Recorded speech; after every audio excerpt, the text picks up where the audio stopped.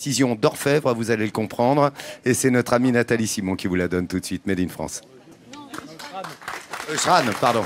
Excuse-moi Nathalie. Précision d'horloger, Laurent. Effectivement, je vais vous parler d'horloge en bois comme on pouvait en trouver au XVIIe siècle, car dans la région, à Drujac plus précisément, on a un menuisier de formation, Christian Pala, qu'on a rencontré dans son atelier et qui est passionné de ces horloges d'époque, ces horloges entièrement en bois. Regardez-le travailler chez lui. Et c'est vrai qu'il a fait tout un travail de recherche pour essayer de comprendre comment fonctionnaient ces mécanismes d'époque, à l'ère de croquis, de schémas. Alors regardez, il est aidé d'un ordinateur pour la découpe, effectivement, de la conception, la fabrication. Tout est fait donc avec un ordinateur pour avoir un degré de précision le plus précis possible. C'est-à-dire que le degré de précision est de l'ordre du micron. Et parce que Christian souhaite avoir de belles horloges, bien évidemment esthétiques, qui ont du caractère, mais il faut aussi qu'elles soient fonctionnelles. Et je vous disais, c'est un passionné, c'est un créatif. Il a même des idées parfois démesurées par la taille. Et vous allez en voir, il fait même des horloges monumentales qui font 2,30 m de haut. Que l'on peut avoir dans ce jardin, comme celle-ci par exemple. Le châssis, c'est-à-dire la structure qui englobe le mécanisme, fait 1,25 m de haut et toute l'horloge 2,30 m. Wow. Non mais c'est vrai, c'est impressionnant. Hein. Mais alors en plateau, on a des horloges qui sont, on va dire, à taille humaine, plus faciles à transporter. Donc vous avez celle-ci qui fonctionne un peu comme un coucou. Je pense qu'on la voit bien, voilà. Eh bien, elle se remonte toutes les 24 heures. Et donc, c'est un système de poids et de contrepoids. Et donc, au bout de cette corde-là, enfin, vous voyez cette poulie? Eh bien, autour de cette poulie, il y a une corde avec un poids d'un côté et le contrepoids de l'autre côté. Et si je joue le rôle du contrepoids, regardez ce que ça donne.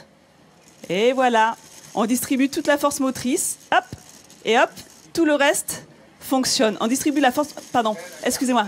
Est-ce que vous voyez bien le cadran? Oui, oui, on le voit bien. Voilà. Et alors, ce qui est assez impressionnant, on va le voir de côté.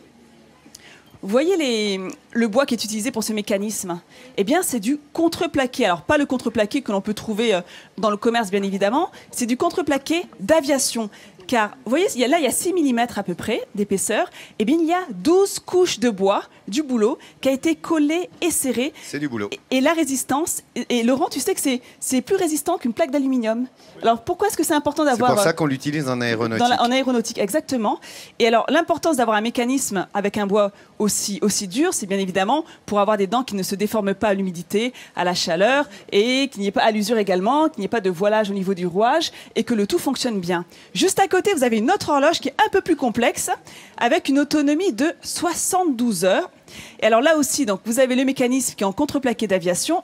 Et pour le reste de la finition, eh bien, c'est des bois plus précieux comme du merisier ou du noyer ou du frêne blanc. Donc là, en l'occurrence, c'est du merisier ou du cerisier sauvage.